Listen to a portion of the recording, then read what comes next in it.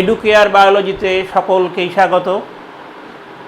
আমার আজকে আলোচনা ক্লাস 12-এর সপুষ্পক উদ্ভিদের যৌন জননের এই চ্যাপ্টারের আরেকটি বিষয়, সেটা হলো পরাগরেণু গর্ভপত্র আন্তঃক্রিয়া, এবং আরেকটি বিষয় ইনকম্প্যাটিবিলিটি বা সেক্সুয়াল ইনকম্প্যাটিবিলিটি, যৌন অসঙ্গতি বা যৌন অসাযুজতা, যেটা ইনকম্প্যাটিবিলিটি বলা হয়, যৌন অসঙ্গতি।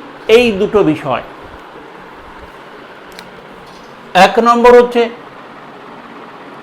পরাগরেণু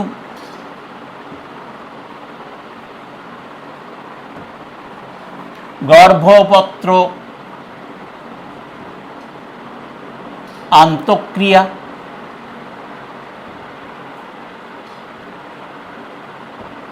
ইংলিশে বলা হয় পোলেন পিস্টিল ইন্টারাকশন।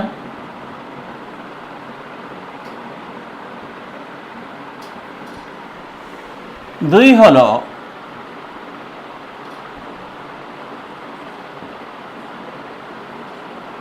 জননগত অসঙ্গতি বা জননগত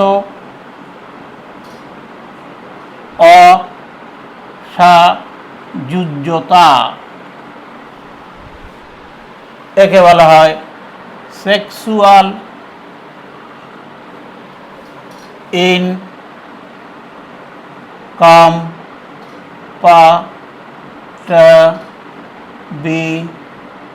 ইনকম্প্যাটিবিলিটি।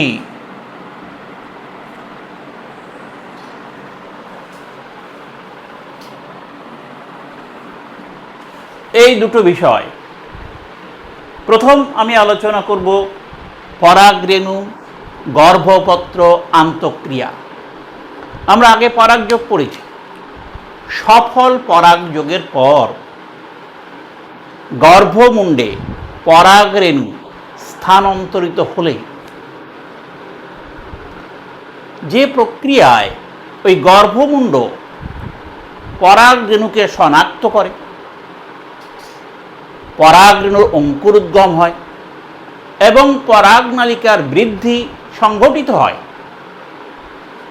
তাকে বলা হয় পরাগরেণু গর্ভপত্র আন্তঃক্রিয়া। ক্লিয়ার? তাহলে এই পরাগরেণু গর্ভপত্র আন্তঃক্রিয়ার কি কি বিষয় আমরা পড়ব? ফার্স্ট,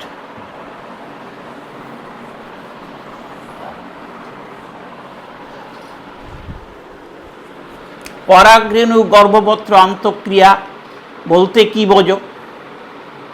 পরাগরেণু গর্ভপত্র আন্তঃক্রিয়া কি বা কাকে বলে? নেক্সট, পরাগরেণু গর্ভপত্র আন্তঃক্রিয়ার পর্যায় বা স্তর, এই দুটো বিষয় পড়ব। ক্লিয়ার?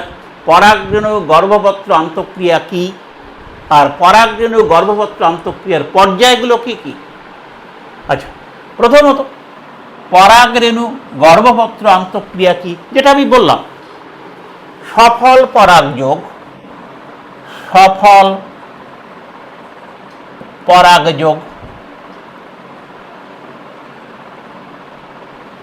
প্রথমত সফল পরাগযোগ হতে হবে। এই সফল পরাগযোগের পর গর্ভমুণ্ড কর্তৃক বা গর্ভপত্র কর্তৃক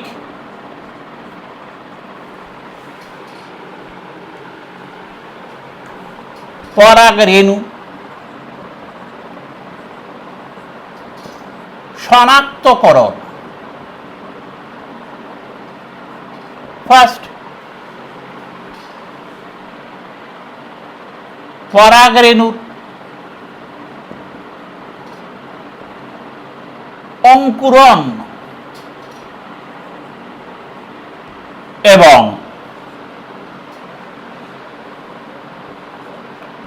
পরাগনালিকার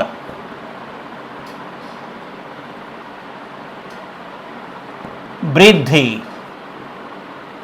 সংঘটিত হয়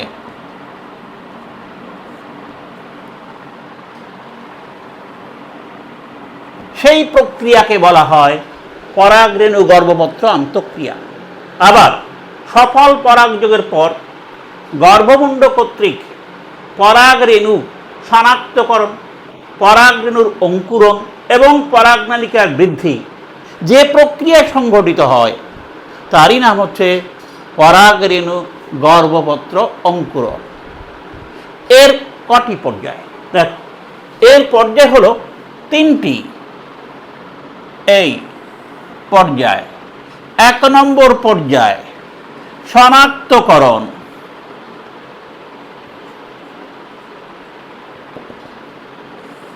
শনাক্তকরণ। এই পর্যায়ে গর্ভমুণ্ড কর্তৃক পরাগরেণু শনাক্তকরণ হয়। ক্লিয়ার? দেখো, পরাগযোগের পরে দেখা যায় বিভিন্ন উদ্ভিদের ফুলের পরাগরেণু গর্ভমুণ্ডে আপতিত হয়। ক্লিয়ার? বিভিন্ন উদ্ভিদের ফুলের পরাগরেণু আসতেই পারে, আপতিত হয়। তার মধ্যে সমপ্রজাতির পরাগরেণুগুলো অঙ্কুরিত হয়, বিষম প্রজাতির পরাগরেণু অঙ্কুরিত হয় না। ক্লিয়ার? এই যে সমপ্রজাতির পরাগরেণু অঙ্কুরিত হবে, এই পরাগরেণুগুলোকে শনাক্ত করে গর্ভমুণ্ড। এই শনাক্তকরণের জন্য কতগুলো ফ্যাক্টর আছে। পরাগরেণুর বহিস্তকে আছে, পরাগরেণুর অন্তঃস্তকে আছে। এই ফ্যাক্টরগুলো এই পরাগরেণু শনাক্তকরণে গুরুত্বপূর্ণ ভূমিকা পালন করে। তাহলে এই পর্যায়ে দেখা যায় বিভিন্ন উদ্ভিদের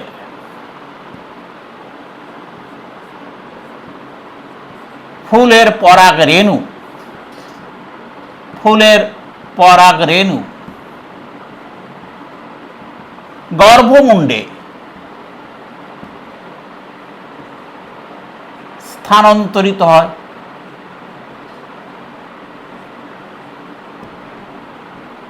ক্লিয়ার? তার মধ্যে সমপ্রজাতির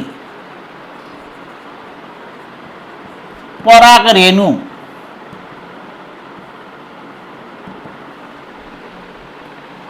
অঙ্কুরিত হয়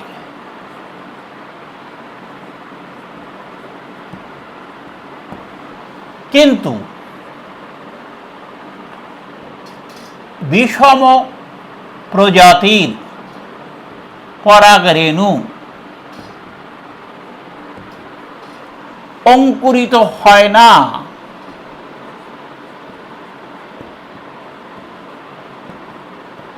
ক্লিয়ার? এই যে গর্ভমুণ্ড কর্তৃক পরাগরেণু মানে শনাক্তকরণ হয়, এর ফলে অঙ্কুরিত হয়, নইলে অঙ্কুরিত হয় না। এই শনাক্তকরণ, একেই বলা হয় শনাক্তকরণ। এই শনাক্তকরণ এর জন্য কি লাগে? পরাগরেণুর বহিস্তক। ক্লিয়ার?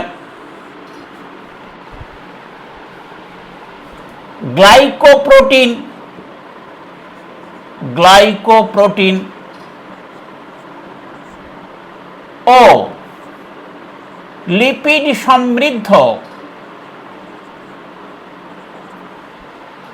স্পোরোফাইটিক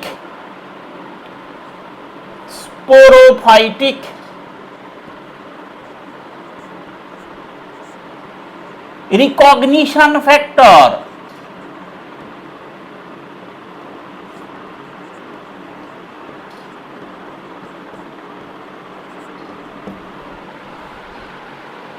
আর অন্তঃস্থক কর্তৃক গ্যামেটোফাইটিক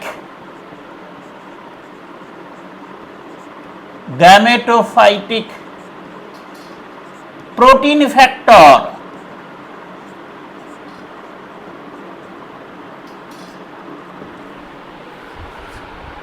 এই দুটো জিনিস পরাগ রেণু থেকে নিঃসৃত হয়।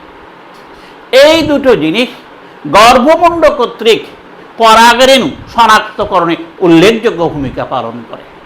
খেয়াল রাখবে, এই দুটো প্রোটিন ফ্যাক্টর, একটা হলো বহিঃস্থক আর একটা হলো অন্তঃস্থক থেকে নিঃসৃত হয়।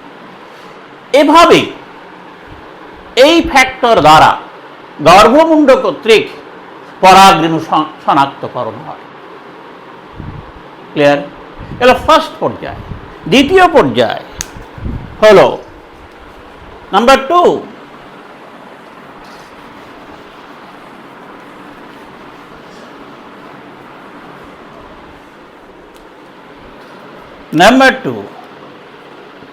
পরাগ রেণুর অঙ্কুরণ। গর্ভমুণ্ডে পরাগ রেণু শনাক্তকরণের পর গর্ভমুণ্ডস্থিত জল এবং পুষ্টি পদার্থ শোষণ করে। তাতে সুক্রোজ থাকে যথেষ্ট, জল, সুক্রোজ প্রভৃতি পুষ্টি পদার্থ শোষণ করে পরাগ রেণু স্ফীত হয়। তাহলে এর ফার্স্ট এ, গর্ভমুণ্ডে কে পরাগ রেণু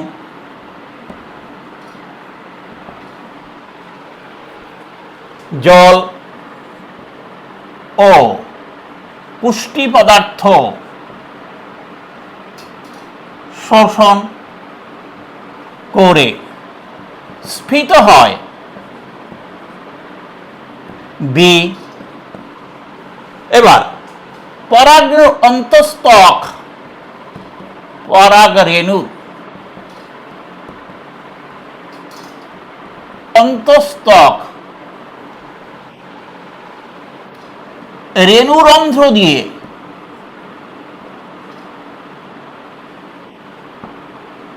বাইরে বেরিয়ে আসে,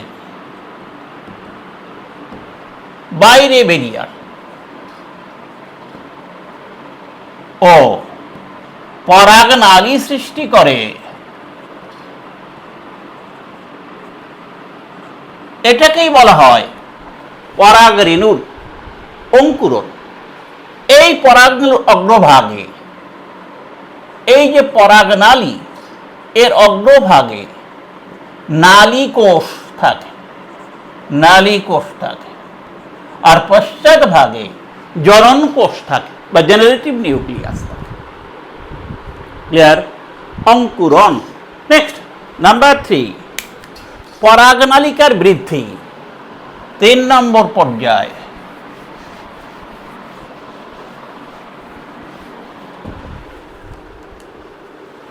পরাগনালিকার বৃদ্ধি।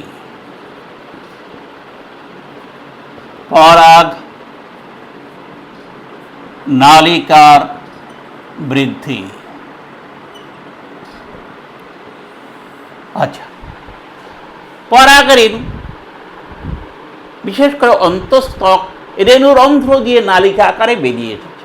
এবার সে গর্ভদণ্ডের মধ্য দিয়ে অগ্রসর হবে। এই নালীকোষ পরাগনালিকার বৃদ্ধি এবং গর্ভদণ্ডের মধ্য দিয়ে ডিম্বকের দিকে তার গমনকে নিয়ন্ত্রণ করে, পরাগনালিকার বৃদ্ধি ঘটায়। তাহলে এই পর্যায়ে কি হয়?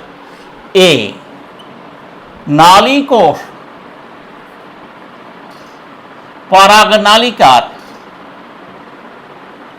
পরাগনালিকার ডিম্বকের দিকে বৃদ্ধি ঘটায়।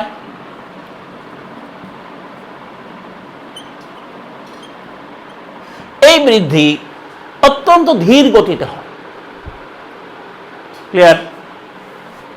ধীর গতিতে এই বৃদ্ধি হয়। ক্লিয়ার? আর দুটো জিনিস আছে এই বৃদ্ধিতে সহায়তা করে। কি সেটা? বি, গর্ভমুণ্ড থেকে নিঃসৃত হয় এক প্রকার কমপ্লেক্স বা ফ্যাক্টর, যার নাম গর্ভমুণ্ড থেকে কি নিঃসৃত হয়? Calcium, boron, inositol, sugar complex. এই জিনিসটি, এই রাসায়নিক পদার্থ গর্ভদণ্ডের মধ্য দিয়ে পরাগনালিকার বৃদ্ধিতে সহায়তা। এই রাসায়নিক পদার্থের প্রভাবে এই পরাগনালিকার বৃদ্ধিকে বলা হয় ধনাত্মক কেমোট্রপিক চলন। এটা হলো ধনাত্মক কেমোট্রপিক চলন। ক্লিয়ার? ধনাত্মক কেমোট্রপিক চলন। আরেকটা জিনিস, সি,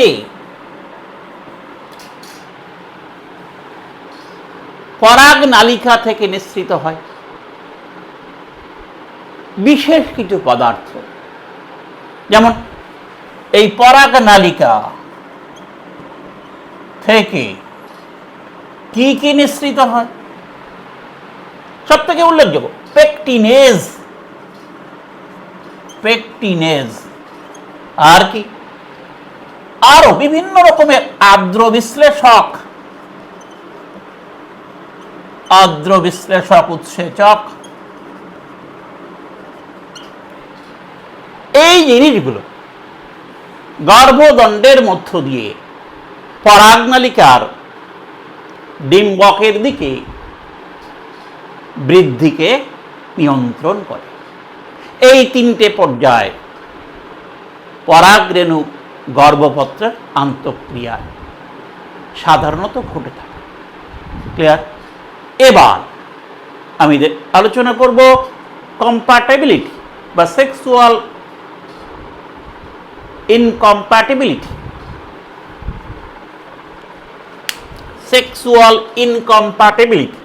দেখা যায় জননগত অসাযুজ্যতা, জননগত অসঙ্গতি,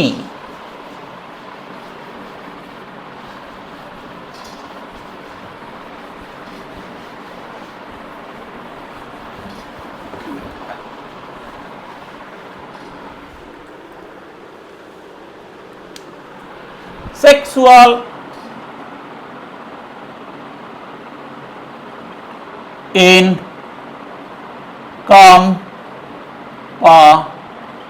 ইনকম্প্যাটিবিলিটি, জননগত অসঙ্গতি বা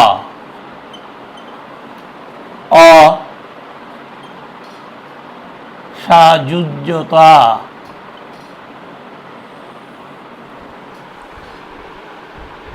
আমরা প্রথমেই দেখব জননগত অসঙ্গতি কি।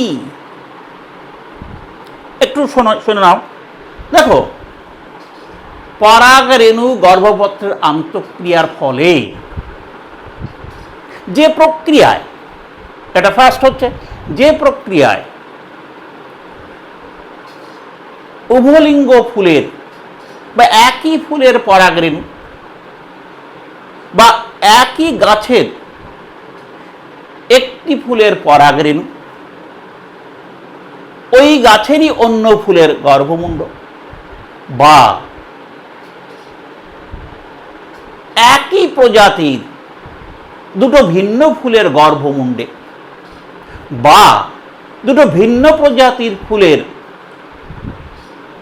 গর্ভমুণ্ডে পরাগরেণু আপতিত হলে যে প্রক্রিয়ায় পরাগরেণুর অঙ্কুরণ তথা নিষেক প্রক্রিয়া ব্যাহত হয় তাকে বলা হয় জননগত অসঙ্গতি। আবার বলছি, পরাগরেণু গর্ভপত্রের আন্তঃক্রিয়ায় যে পদ্ধতিতে, আমি এখানে ভাগ ভাগ করে লিখছি, জননগত অসঙ্গতি কি?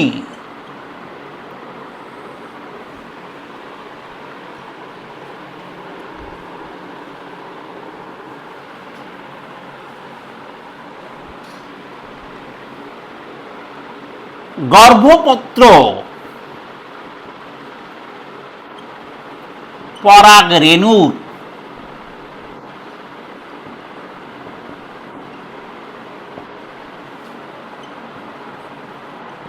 আন্তঃক্রিয়ায় যে পদ্ধতিতে, খেয়াল করবে, যে পদ্ধতিতে একই ফুলের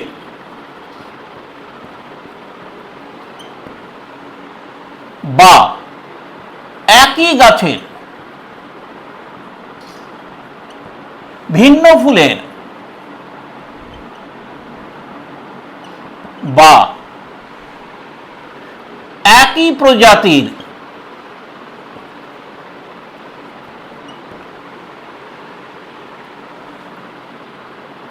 ভিন্ন উদ্ভিদের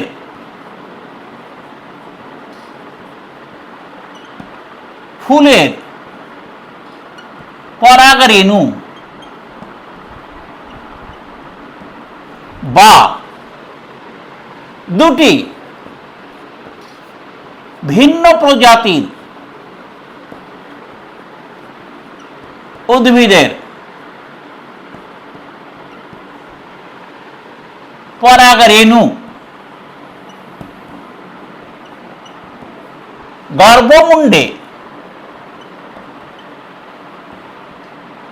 স্থানান্তরিত হবার পর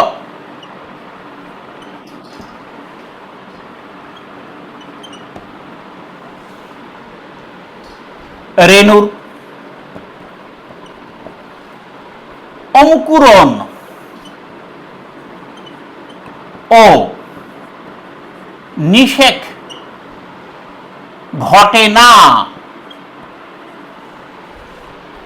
তাকে বলা হয়, তাকে জননগত অসঙ্গতি বা জননগত অসাযুজ্যতা বলে। ক্লিয়ার? আবার শোনো, গর্ভপত্র পরাগরেণু আন্তঃক্রিয়ায় যে পদ্ধতিতে একই ফুলের বা একই গাছের ভিন্ন ফুলের বা একই প্রজাতির ভিন্ন উদ্ভিদের ফুলের পরাগরেণু বা দুটি ভিন্ন প্রজাতির উদ্ভিদের পরাগরেণু গর্ভমুণ্ডে স্থানান্তরিত হলেও রেণু অঙ্কুরণ ও নিষেক ঘটে না তাকে বলা হয় জননগত অসঙ্গতি বা সেক্সুয়াল ইনকম্প্যাটিবিলিটি। ক্লিয়ার? সংজ্ঞাটা কিন্তু একটু বড় আছে, খেয়াল করুন।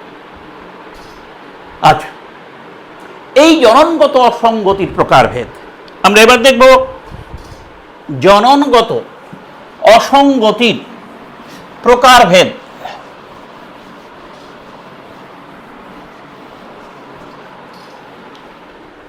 এটা ক প্রকার? এটা সাধারণত আমরা ভাগ করব, এক আন্তঃপ্রজাতি জননগত অসঙ্গতি, আর কারো অন্তঃপ্রজাতি জননগত অসঙ্গতি। ইন্টারস্পেসিফিক আর ইন্ট্রাস্পেসিফিক, এটা ইন্টারস্পেসিফিক।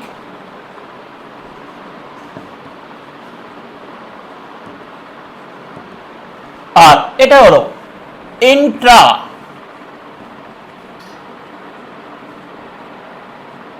স্পেসিফিক। আন্তঃপ্রজাতি, কোন ফুলের পরাগরেণু দুটো ভিন্ন প্রজাতির উদ্ভিদের একটির পরাগরেণু অন্যের গর্ভমুণ্ডে আপতিত হলে যদি অঙ্কুরণ না হয় তবে তাকে বলা হয় আন্তঃপ্রজাতি সেক্সুয়াল ইনকম্প্যাটিবল। কি এটা? দুটি ভিন্ন প্রজাতির উদ্ভিদের পরাগরেণু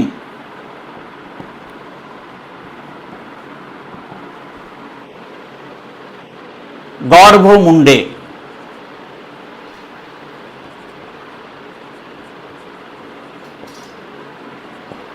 স্থানান্তরিত হবার পর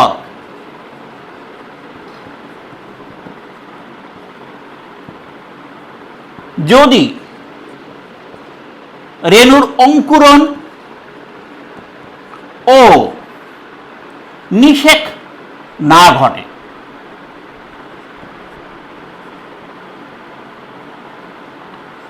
না, তবে তাকে বলা হয় আন্তঃপ্রজাতি সেক্সুয়াল ইনকম্প্যাটিবিলিটি। ভালো করে খেয়াল করো, দুটো ভিন্ন প্রজাতির উদ্ভিদের পরাগরেণু যদি একটার থেকে আরেকটার গর্ভমুণ্ডে স্থানান্তরিত হবার পর যদি রেণুর অঙ্কুরণ ও নিষেক না ঘটে তাকে বলা হয় ইন্টারস্পেসিফিক বা আন্তঃপ্রজাতি সেক্সুয়াল ইনকম্প্যাটিবিলিটি। ক্লিয়ার? এটা সাধারণত বহু জিন দ্বারা নিয়ন্ত্রিত হয়। জিন দ্বারা নিয়ন্ত্রিত।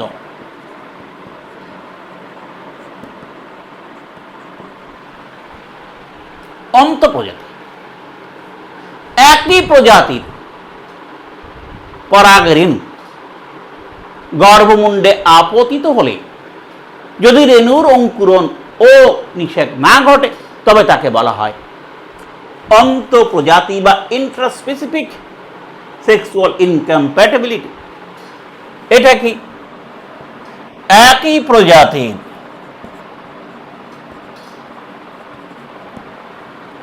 ফুলের পরাগরেণু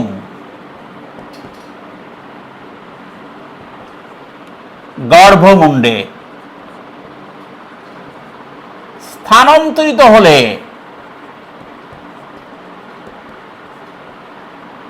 যদি পরাগরেণুর অঙ্কুরণ ও নিষেক না ঘটে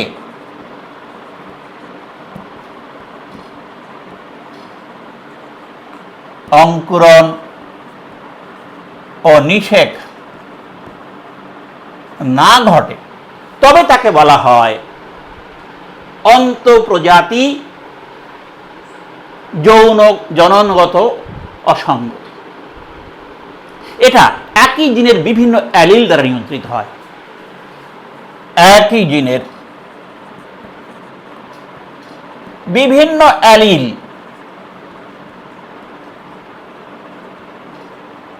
দ্বারা নিয়ন্ত্রিত।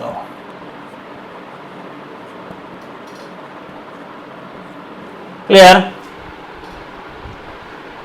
অন্তঃপ্রজাতি এবং আন্তঃপ্রজাতি। এবার এই অন্তঃপ্রজাতি জননগত অসঙ্গতি আবার নির্ভর করে দুটো বিষয়ের উপর। কি সেটা?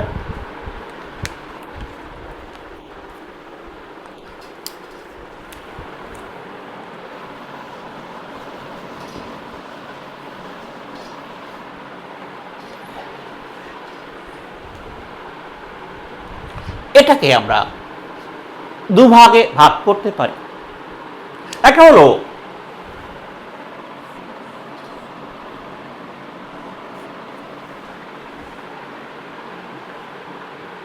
প্রথম হলো অঙ্গ সংস্থানিক, অঙ্গ সংস্থানিক। আরেকটা হলো জিনগত। এ দুভাগে আমরা ভাগ করতে পারি। অঙ্গ সংস্থানিক আবার দুরকম। কি কি?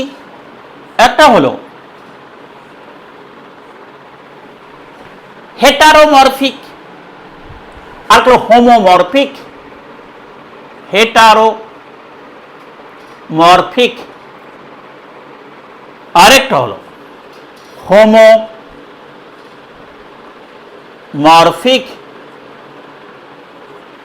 ক্লিয়ার? হেটারোমরফিক আর হোমোমরফিক। জিনগতকে দুভাগে ভাগ করা যায়। কি কি? এক হলো গ্যামেটোফাইটিক, গ্যামেটোফাইটিক, আর হলো স্পোরোফাইটিক, স্পোরোফাইটিক।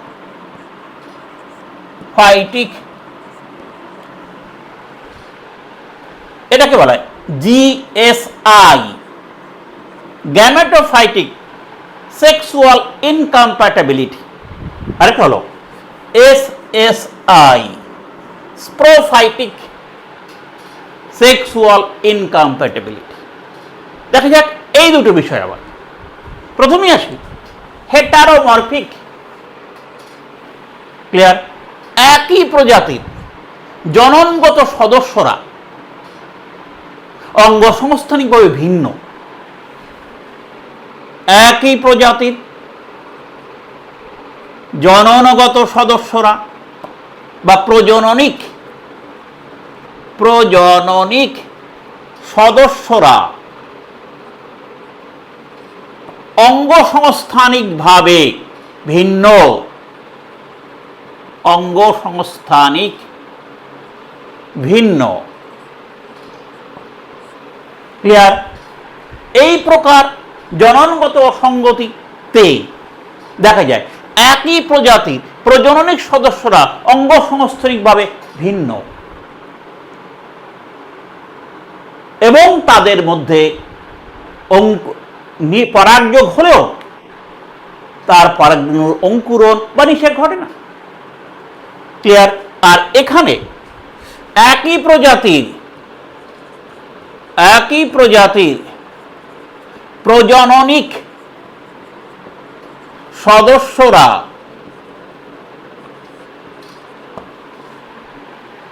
এরা অঙ্গ সংস্থানিকভাবে একই রকম। অঙ্গ সংস্থানিক ভাবে একই রকম। ক্লিয়ার? একই রকম দেখতে। তাহলে এরা ভিন্ন রকম দেখতে। এদের ক্ষেত্রেও পরাগযোগ হলে কি হবে? পরাগরেণুর অঙ্কুরণ বা নিষেক ঘটে না।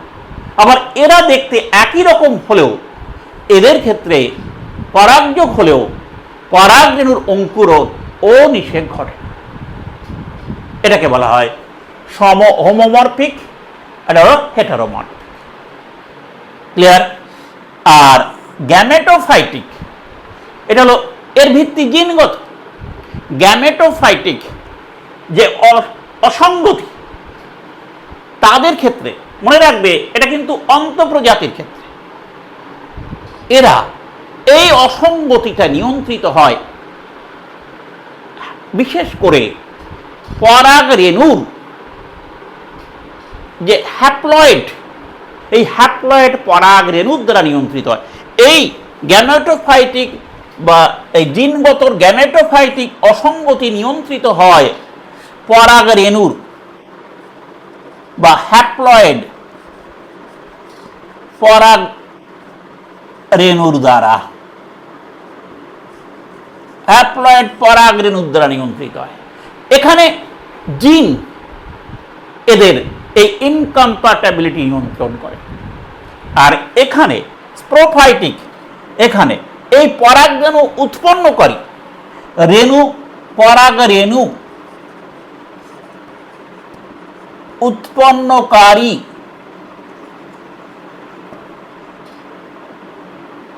রেণু মাতৃকোষ দ্বারা, রেণু মাতৃকোষ 2n দ্বারা, এই পার্থক্য।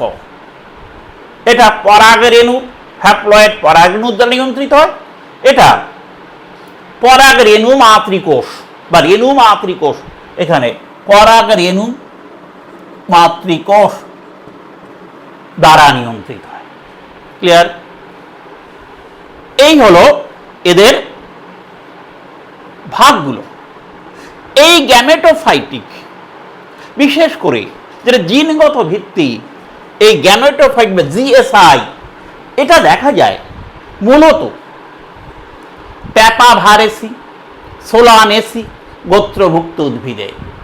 প্যাপাভারেসি পোস্ত, সোলানেসি আলু, এই সমস্ত গোত্রভুক্ত উদ্ভিদের ক্ষেত্রে দেখা যায়।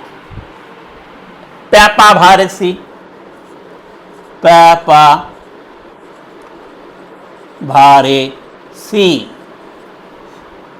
কমা সোলানেসি, এই গোত্রভুক্ত উদ্ভিদ, গোত্রভুক্ত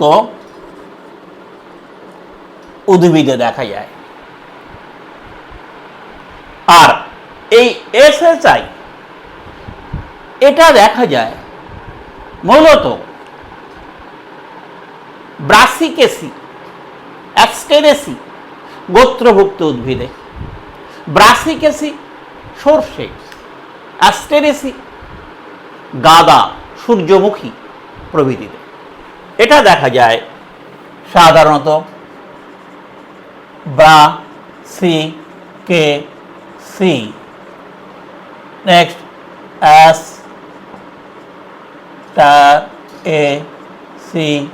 অ্যাস্টারেসি, এই গোত্রভুক্ত উদ্ভিদ, গোত্রভুক্ত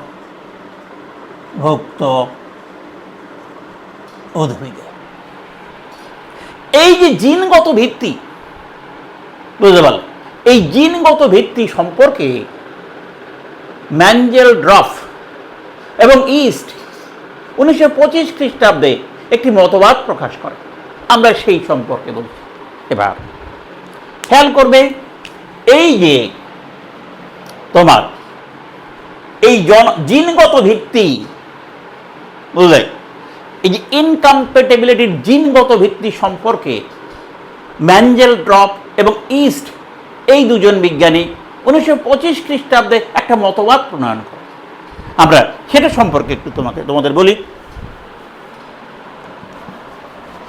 সেক্সুয়াল ইনকম্প্যাটিবিলিটির জিনগত ভিত্তি, এই প্রসঙ্গে মতবাদ।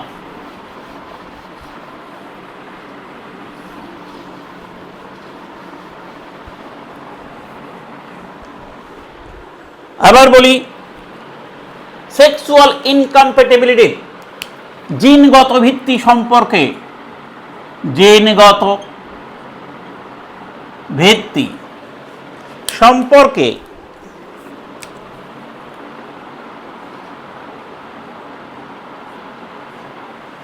যে বিশেষ মতবাদ, তার নাম হল বিরোধী এস অ্যালিল মতবাদ।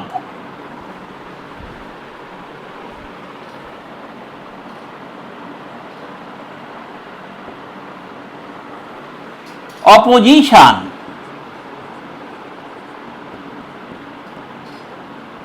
S allele hypothesis. Clear? Opposition S allele hypothesis.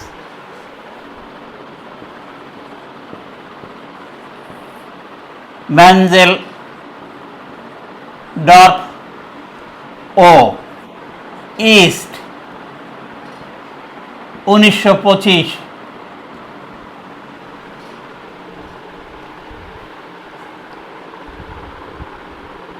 এই মতবাদ প্রণয়ন করে তারা তামাক জাতীয় এক প্রকার গাছের ওপর পরীক্ষা করে এই মতবাদ প্রণয়ন করে। এই মতবাদের মূল বক্তব্য কি? দেখো, এই জিনগত ভিত্তির প্রধান হচ্ছে এক প্রকার জিন, তার নাম এস জিন। এস জিন এই অসঙ্গতি নিয়ন্ত্রণ করে। এস জিন দ্বারা, বা এর নাম স্টাইলার, গর্ভদণ্ডে থাকা জিন, স্টাইলার জিন, যাকে এস জিন বলা হয়। এস জিন দ্বারা নিয়ন্ত্রিত হয়। ক্লিয়ার? স্টাইলার জিন, এর আরেক নাম হচ্ছে স্টাইলার জিন। কোথায় থাকে? গর্ভদণ্ডে থাকে। ক্লিয়ার? এই স্টাইলার জিন এর বিশেষ করে দেখা যায় কি জানো, এই জিনের অনেক অ্যালিল থাকে। এই যে এস জিনের অনেক অ্যালিল থাকে, যেমন S1, S2, S3, S4, S5 প্রভৃতি অ্যালিল।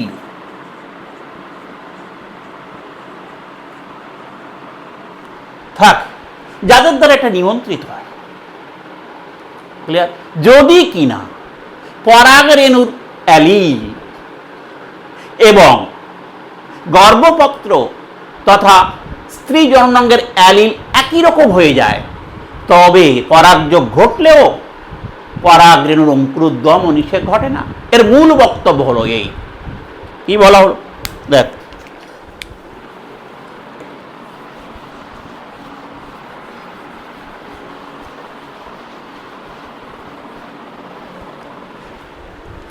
পরাগরেণু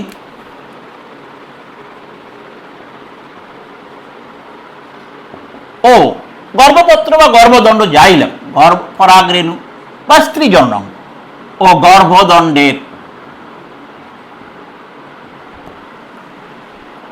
ওই এস জিনের অ্যালিল একই রকম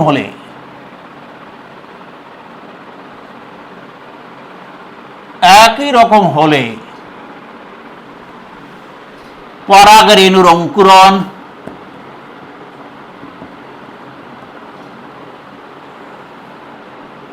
ও নিষেক ঘটে না। এই হলো মূল কথা। আমরা এবার দেখব, আমি চিত্র দিয়ে তোমাকে দেখাচ্ছি। এই যে গ্যামেটোফাইটিক অসঙ্গতি, এর জিনগত ভিত্তি দ্বারা কি করে নিয়ন্ত্রিত হয়? ফার্স্ট আছে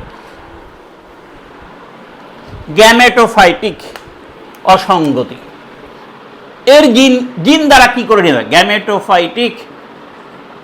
গ্যামেটোফাইটিক অসঙ্গতি। দেখো, লক্ষ্য করো,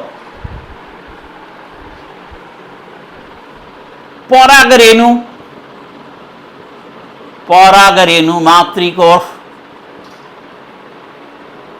ক্লিয়ার, 2n সংখ্যক ক্রোমোজোম, মিওসিস প্রক্রিয়ার ফলে দু রকমের পরাগরেণু, মিওসিস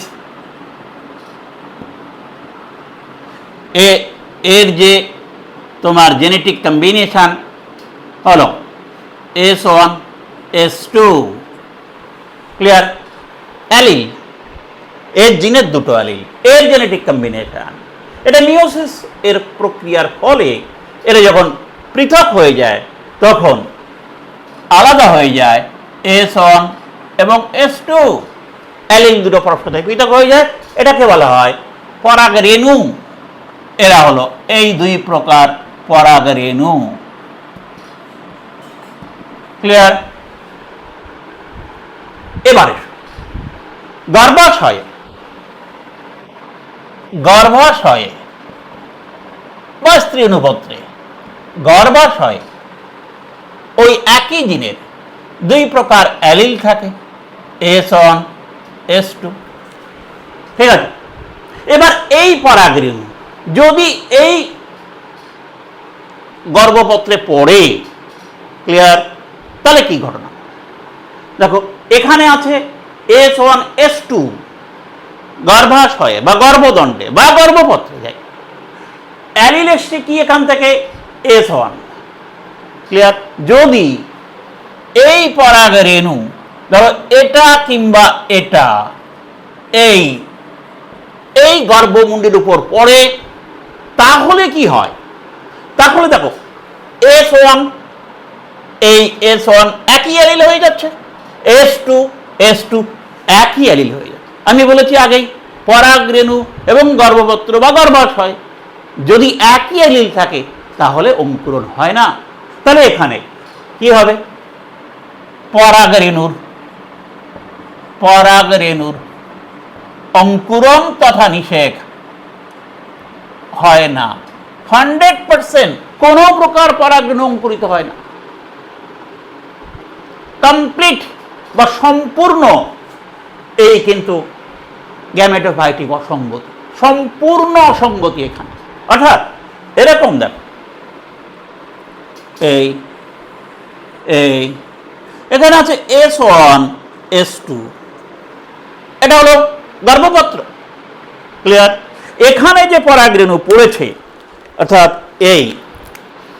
এই যে পরাগরেণু পড়ে, এই যে পরাগরেণু পড়ে, এর একটা আছে S1 আর একটা আছে S2। দেখো কোন রকম এই S1 S1 এই S2 S2 কোনো প্রকার অঙ্কুরোদ্গম হয় না, সম্পূর্ণ অসঙ্গতি, সম্পূর্ণ অসঙ্গতি। হ্যালো, এই একভাবে। এবারে শোন, যদি কিনা এরকম হয়,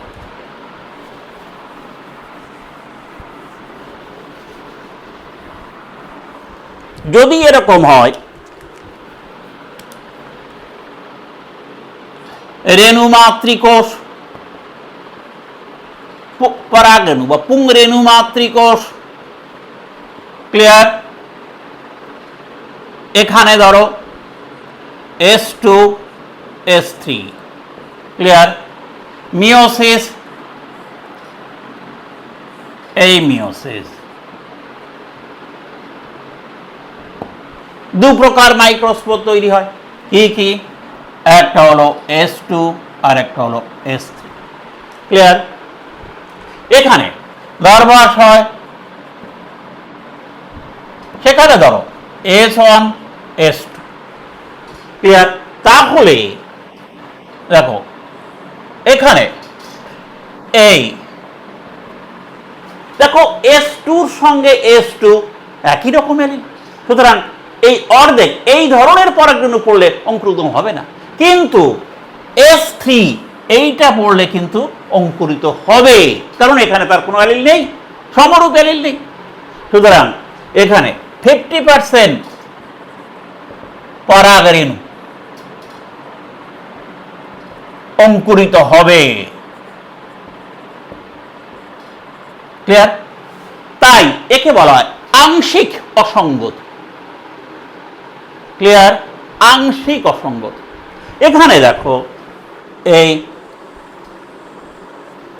এর উপরে এখানে S1 S2, এখানে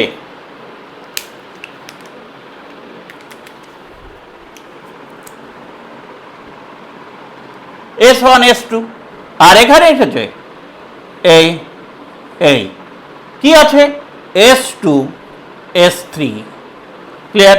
এখানে S2টা অঙ্কুরিত হবে না, কিন্তু S3 কি হবে? এই অঙ্কুরিত হবে, ঠিক আছে। এটা আংশিক বা অসম্পূর্ণ অসঙ্গতি। নেক্সট আরেক প্রকার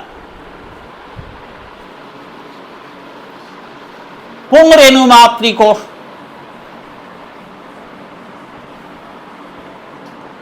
টুয়েন ক্রোমোজোম। এখানে আমি দেখছি S3 S4 এই হলো অ্যালিল। মিওসিস, তাহলে এখানে দু প্রকার পরাগরেণু S3 S4। এখানে গর্ভাশয় ধরো তার এক রকমের পরাগরেণু। এবার এখানে দেখো এই S1 S2 সঙ্গে S3 কোনোটাই সমপ্রকৃতির অ্যালিল নয়। সুতরাং এখানে এটা কিংবা এটা দুটোই পড়লে অঙ্কুরিত হবে। 100% পরাগরেণু অঙ্কুরিত হবে।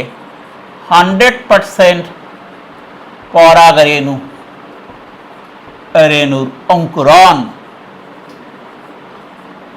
ক্লিয়ার? বোঝা গেল? গ্যামেটোফাইটিক অসঙ্গতি, যেটা হ্যাপ্লয়েড পরাগরেণু দ্বারা নিয়ন্ত্রিত হয়, এই 3 রকমের হতে পারে। এবার স্প্রোফাইটিক অসঙ্গতি।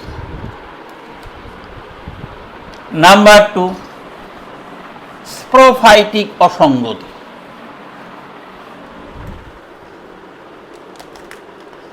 নাম্বার 2, স্পোরোফাইটিক অসঙ্গতি বা সাযুজ্যতা।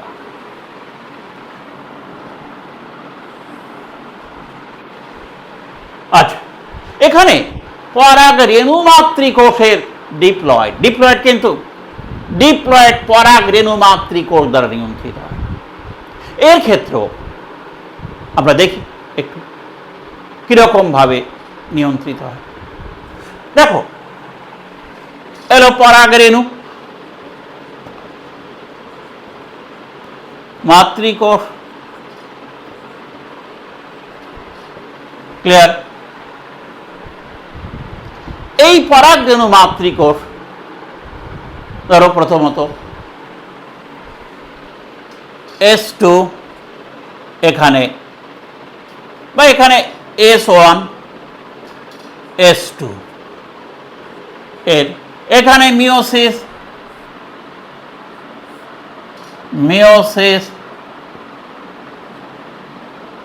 হলো। তাহলে এখানে কি হয়? এই এক প্রকার, এই এক প্রকার পরাগরেণু 50%, এই 50%। ক্লিয়ার? তাহলে এখানে যদি দেখা যায় যে গর্ভাশয়, তার ক্ষেত্রেও S1 S2 থাকে, তাহলে কিন্তু এখানেও সমপ্রকৃতির অ্যালিল এই রেণু পরাগরেণুর কোন প্রকার পরাগরেণুর অঙ্কুরণ হয় না। ক্লিয়ার? আচ্ছা, এবার যদি দেখা যায় পরাগরেণু মাতৃকোষ S3 S4 অ্যালিল, এখানে মিওসিস এবং রেণু কি 50% S3 50% S4 মিওসিস। ক্লিয়ার? এখানে দেখা যায় গর্ভাশয়। ক্লিয়ার? এর ওপরে এর কত কি S1 S2। এইবার এই অ্যালিল দুটোই এখানে দেখো কারোর সঙ্গে সমান না, একই রকম না। এখানে S3 এখানে S3 নেই, এখানে S4 এখানে দুটোই দু রকম পরাগরেণু অঙ্কুরিত হবে। অর্থাৎ 100% পরাগরেণুর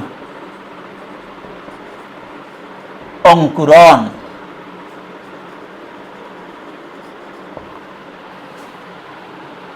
এটা স্পোরোফাইটিক যে অসঙ্গতির কথা আমরা বলছিলাম, বিশেষ করে স্পোরোফাইটিক অসঙ্গতি, যেটা এই 2 প্রকার অসঙ্গতি এবং জেনেটিক ভিত্তি। আমরা দুটো জিনিস নিয়ে আলোচনা করব বলেছিলাম। একটা হচ্ছে সেক্সুয়াল ইনকম্প্যাটেবিলিটি, আরেকটা হলো তোমার পোলেন গ্রেন এবং পিস্টিল যে ইন্টারাকশন হলো। এখানে একটা কথা বলে রাখি, সাধারণত গর্ভদণ্ডস্থিত এই যে জিন, এটা রাইবোনিউক্লিয়াস নামক উৎসেচক সাধারণত এরা উৎপন্ন করে, যা এই ইনকম্প্যাটেবিলিটিতে সহায়তা করে, ইনকমপ্লিটিতে নিয়ন্ত্রণ করে। এই যে এ জিন যেটা বললাম, রাইবোনিউক্লিয়াস এসআরএনএজ, এই নিউক্লিয়াস উৎসেচক সাধারণত এই ইনকম্প্যাটেবিলিটি নিয়ন্ত্রণ করে। ক্লিয়ার হলো এই দুটো বিষয়। ভালো থাকবে, শেষ করছি।